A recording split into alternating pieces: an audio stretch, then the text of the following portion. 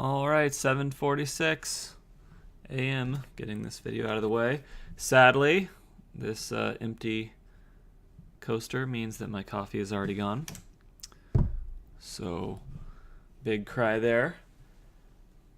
This weekend, one of the things I did on Sunday is I went to a used DVD store and I bought a bunch of used CDs that I had ogled the previous weekend and found quite appealing. So we got Cream Anthems 2001, which is apparently a bit scratched up and doesn't play back quite well. Cream Live. Cream is like a dance club in Europe, I think. See, I don't even know. I just like the music. Yeah, electronic music from the early 2000s. That's my jam. And I was listening to it this morning, and I had those good old nostalgia feels from when I was younger, when the world seemed like a big magical place where you could do anything. Oh my God.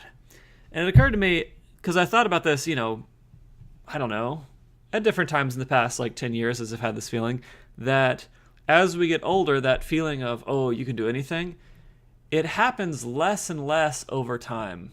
And when I say you can do anything, I don't mean, I guess, that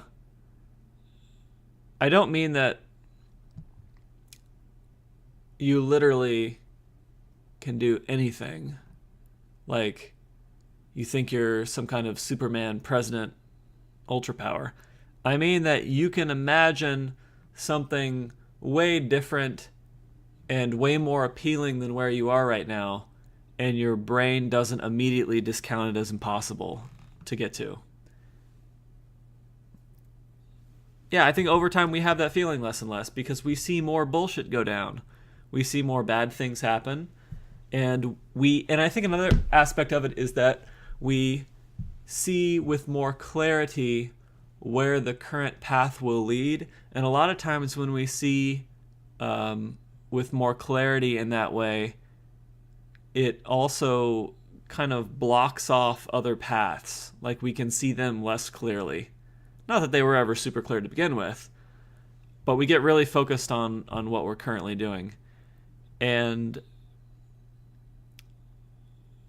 point of all this is, it's such a good feeling. It's such a good feeling when you can picture something, even if it's vague, that's very different from where you're at, that's very appealing, and you think it's possible someday. It's so much more relaxed and free than if you feel like you're stuck on a path. And that feeling, it's a feeling that, I can get apparently with Sasha and John Digweed Northern Exposure. But you can't buy it, even if you have like $5 billion. You can't make that money be a feeling. And so the first thing I wanted to say today is just go out and find that feeling. Because if you don't have a way to find it now, you're not going to have a way to find it when the debt is paid off. You're not going to have a way to find it after you've built enough net worth to be financially independent. And you're just going to live in a much sadder world, which is no fun. So even if we're slogging through hard things and trying to save a lot of money and trying to sacrifice, it's still worth it to recognize these things and seek them out, because they're not going to happen any other way. I in the past have believed like, oh, once I just hit this milestone, then everything will open up and be fine. And it's just not true. The truth is that some of these things come basically for free, but they still have to be pursued. And so that's kind of rant number one. And the other two things I wanted to talk about, it's kind of a random morning, are personal savings challenges and savings clubs. So personal savings challenge is easy. It's basically saying like, okay, I'm not going to spend any money today. I'm going to figure out today I'm not spending any money. So to get food, I'm going to eat that weird thing in the freezer, and I'm going to, cook the pasta that's 6 months old, and I'm going to eat an extra piece of pizza at the office party, and whatever it is, you can make a savings challenge whatever length you want. You can pick a certain day. You can say, I want to do it on all the weekdays, or I'm not going to do it on the weekdays, but I'm going to do it on the weekend. Or you can say, I'll do it this week, or I'll do this entire month. But the point is, make it short enough where you have a reasonable chance of actually doing it and paying attention to it. Because if you get used to doing it for a day, you can start doing it for all the weekdays. And once you get used to doing it for all the weekdays, you can do it for the week. And once you do it for the week, you can do it for the month. So you work your way up. And break your day into like little mini games, right? Like, how can I not spend any money in the morning for breakfast? And then how can I not spend any money for activities on the weekend? Or if I normally like shop on my iPad at night while watching TV, what can I do on my iPad that's not shopping that'll still satisfy whatever that urge is? So I would encourage you to think about trying that for yourself, like picking a time period and just trying it out. And the last thing is a very interesting concept that I want to do more research on, which is savings clubs. Now, this is a popular thing. There's like special names for it in Asia and Southeast Asia, where a group of people get together, and whenever they get paid, they each put in, I don't know, $10, $100, whatever the right amount of money for them is. And say it's 10 people. They give all of that money to one of those 10 people. And that means that essentially every 10 paychecks, one person in that group, will get a windfall. But every single paycheck, you have to contribute your fair share into the pot. And this is the way that they are able to afford large purchases when they need the money. The money's not sitting around anywhere. It's a relational kind of trust game. That's obviously, it's not a very popular thing in the US. And,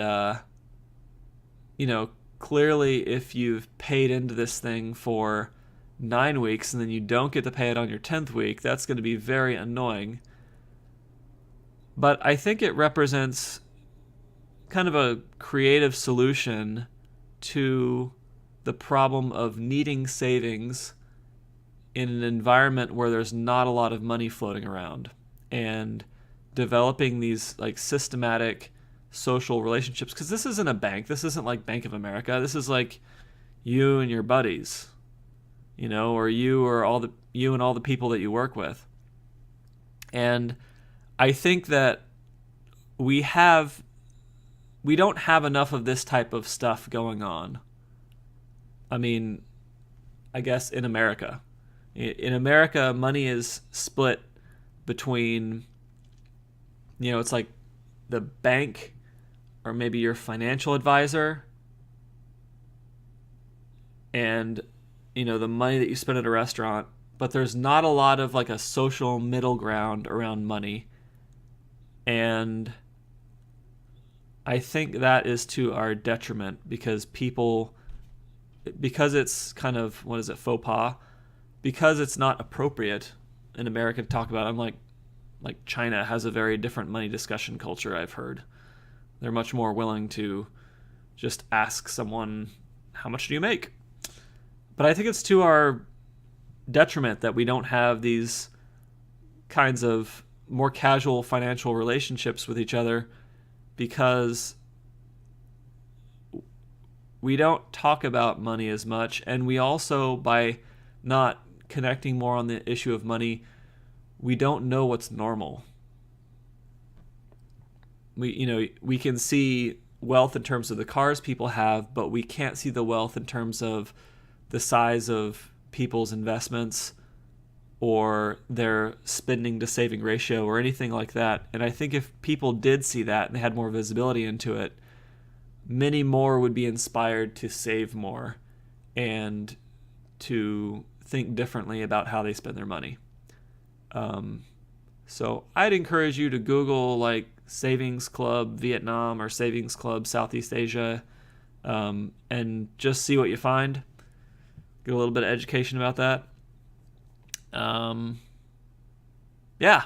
And of course, go find your jam.